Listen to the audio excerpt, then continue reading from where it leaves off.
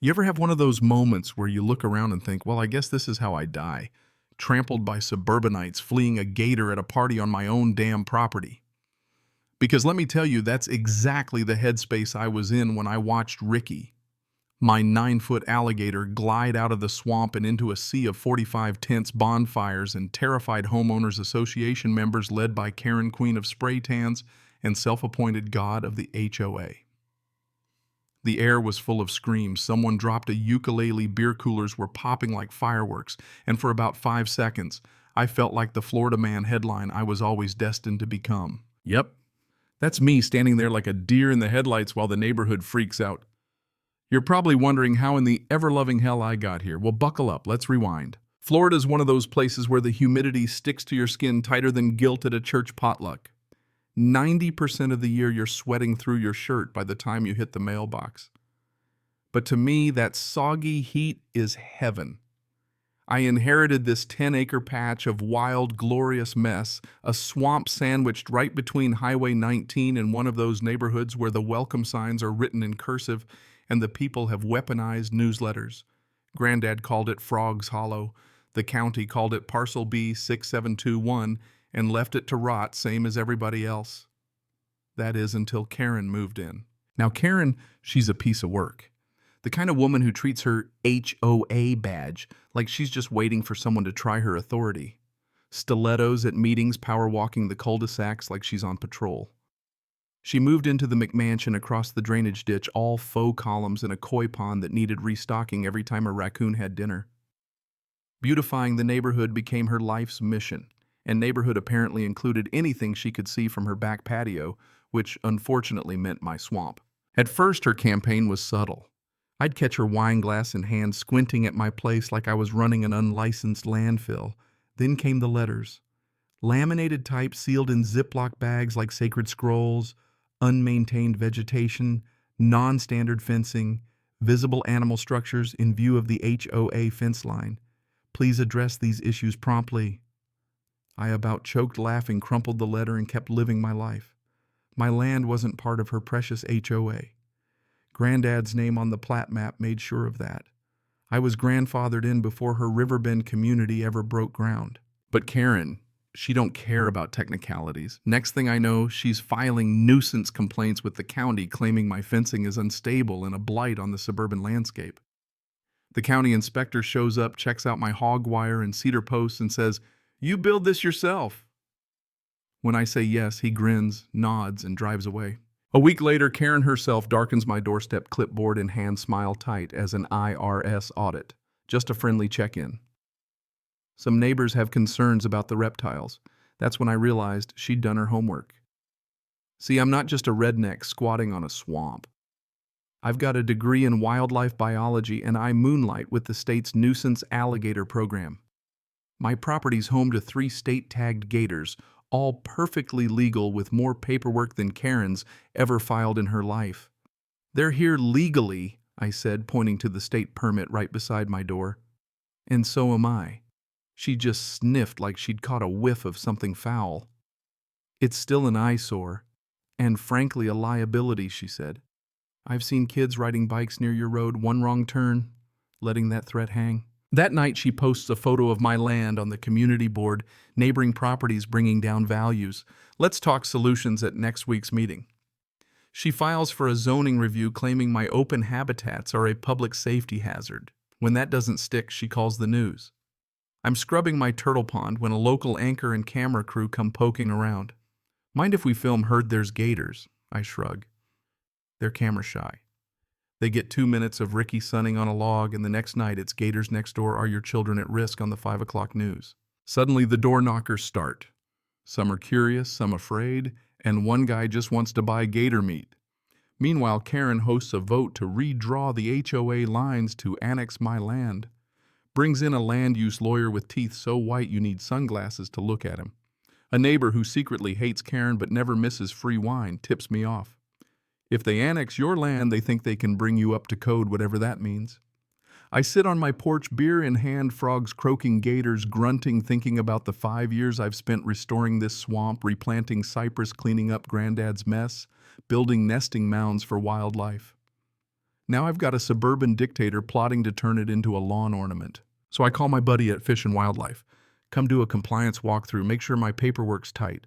He shows up, signs off on everything, and even leaves me fresh, authorized wetland habitat do not enter signs. I plant one right by Karen's fence line angled toward her patio. A week later, it's spray-painted swamp trash. After that, the gloves come off. Karen sends a drone over my place and posts the footage online as evidence. I file a trespass complaint. She retaliates with a clean neighborhood rally picket signs reading, "Drain the swamp and we deserve safety." I mean, come on, the irony is richer than Florida topsoil. What Karen doesn't know is that every single time she escalates, I document it. Fake complaints, forged permits, HOA funds, spent on improvements facing my land.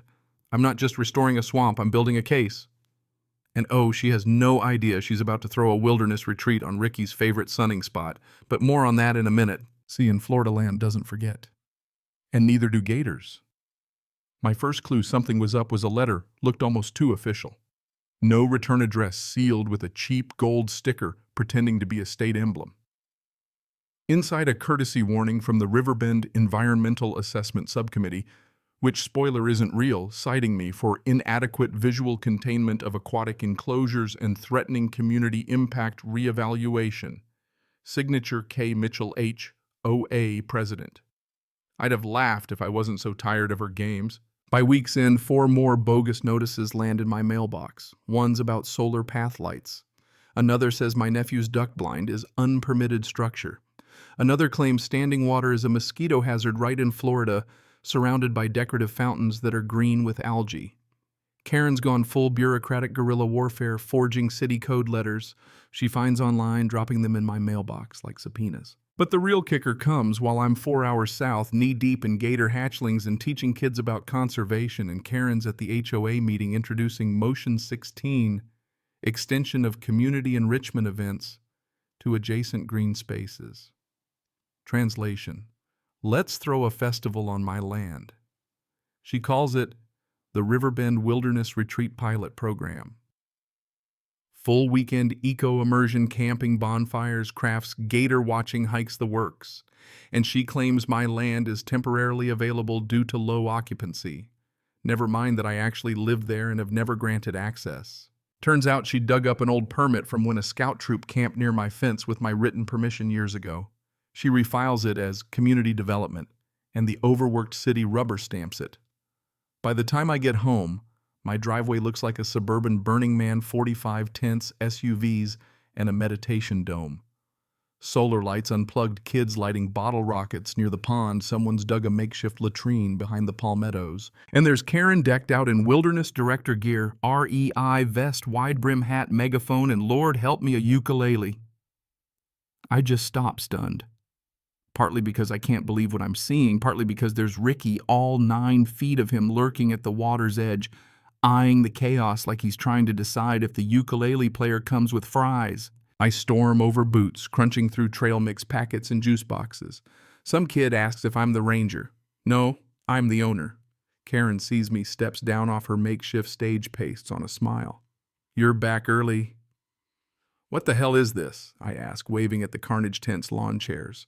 Target receipts blowing in the wind. She shrugs, all innocence. This is community in action. Your land is so underutilized. My jaw clenches. You're trespassing, all of you. She blinks.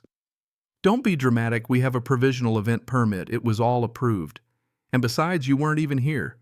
I point at the ripped-down no trespassing signs, the cut fence, the fire pit, where 2 cypress saplings used to be. You cut my fence. You tore down my signs. You lit fires in a federally protected habitat. Karen sighs, arms crossed like I'm the one being unreasonable. You're so territorial. This could be a beautiful partnership. People are bonding. We made trail mix. There was a s'mores workshop.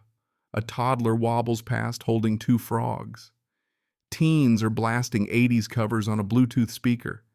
And then some genius yells cannonball and bolts toward the gator pond. I barely grab him before he jumps in. His mom scolds me, then asks if the gators are out for a photo op. I'm boiling. You need to clear this out. Now. Karen, arms folded, megaphone dangling, says, You really want to be the man who shut down family fun? She's not clueless. She's calculated. This wasn't an accident. This was a full-on occupation, and she did it while I was gone. So I play it smart. That night, after politely asking a toddler not to feed a marshmallow to a cottonmouth wish, I was joking. I sit inside with sweet tea and a dash of spite and open 3 browser tabs. Florida Fish and Wildlife County Code Enforcement and Tara Granger, the local reporter famous for blowing up HOA scandals. First calls to Marcus at Fish and Wildlife. Hey, Marcus, got an illegal campout on top of my gator pond. 45 people, bonfires, kids throwing rocks at turtles. He just sighs. Text me the coordinates. We'll send a unit. Next, I file a code enforcement complaint with photos, cut fences, destroyed signage, makeshift toilets. Then I email Tara, HOA president, hosts illegal campout in protected wetland. Her reply is instant. On my way. Got my camera. Don't move the body unless it's breathing. Classic. Meanwhile, I dig up the conservation easement paperwork. Granddad filed it back in '93. The language is ironclad. No unauthorized human occupation, recreational or otherwise, without the written consent of the landowner and Fish and Wildlife. Penalties include federal fines and criminal charges for any violation.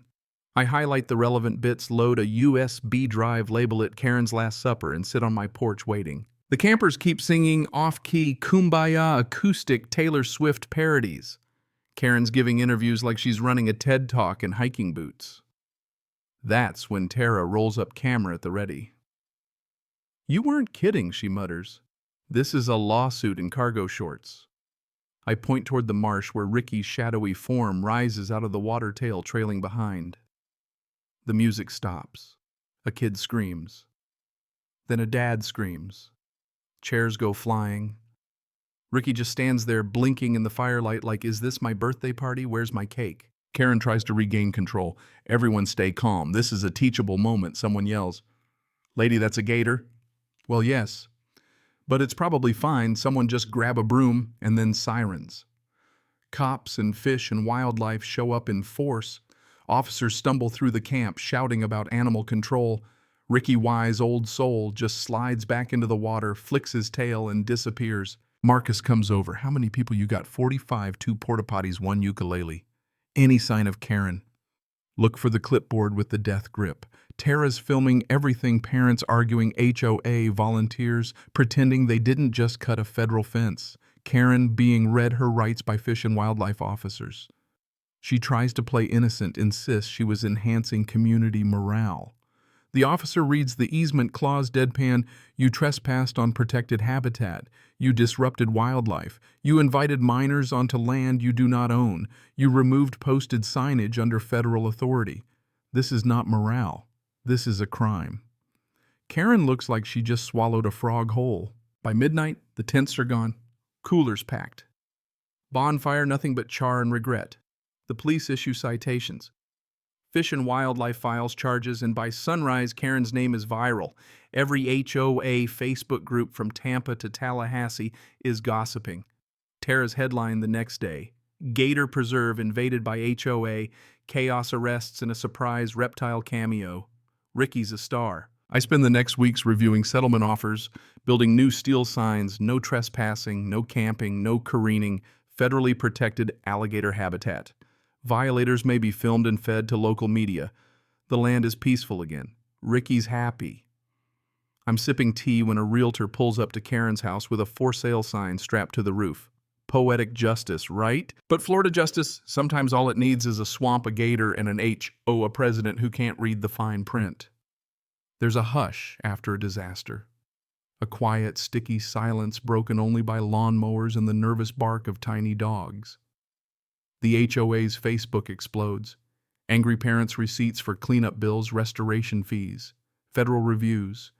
The price tag goes viral. $17,800 in immediate fines, another $112,000 in projected costs. The HOA's rainy day fund evaporates overnight. The next meeting isn't in the clubhouse, it's in the parking lot under security lights, looks more like a witch trial. The treasurer reads the numbers, a grandma pipes up, "Why should we pay for your mistakes?" Karen has no answer. The board dissolves that night. Karen tries to hang on, blames faulty permits, rogue campers, sabotage by wildlife, but nobody's buying. The county strips the HOA of authority. The final meeting is empty. Tara's story goes statewide lessons on land stewardship, the dangers of power-hungry HOA boards, and a slow-mo replay of Ricky with a s'more on his snout. Riverbend is now famous for being the first HOA in county history to go bankrupt over a gator habitat. I watch it all from my porch sometimes with bourbon, sometimes just the bullfrogs for company. I rebuild the fence steel with wildlife surveillance trespassers may be educated or eaten signs. I add a kiosk explaining conservation. Local schools start field trips, even the mayor sends a letter of congratulations. The neighborhood changes. For sale signs bloom like palmetto bugs. Karen's old house sits empty, price dropping every week. Eventually, a couple from up north buys it for half the value. I see Karen once more hauling her monogrammed luggage into a dusty Lexus. She doesn't wave. Drives off another HOA casualty. I hear she's in Ohio now selling Airbnb tips. Some folks never learn. The final tally, HOA dissolved. The boards scattered the neighborhood stitched together by respect for the land and the gator who calls it home. Ricky's a local celebrity. The news crews can't get enough. Some evenings, as the sun sets behind the cypress and the frogs start singing, I catch my own reflection smiling peaceful, maybe a little smug. I made my stand, protected my patch of wild, and brought down the HOA that thought it could tame a swamp. Here's the truth that crept up on me. Justice doesn't always come from a courtroom. Sometimes it crawls out of a swamp, grunts, and makes everyone run for their lives. There's a special kind of satisfaction in knowing the land is safe, the gators are happy, and the only drama is whether Ricky will show up for the next school tour. And on the fence under the moonlight hangs the sign, Private Property. Trespassers may be educated or eaten. Some lessons you only need to learn once. In Florida, we like to make sure they stick. So let me ask you, where's the line between protecting your home and going too far? When does justice cross over into revenge? Or is karma just another word for you got what you deserved? Have you ever had to defend what was yours against someone who just wouldn't quit? Drop your story or your take in the comments. Let's talk about where we draw the line and who really gets to decide what's right. Cảm ơn các bạn đã xem video.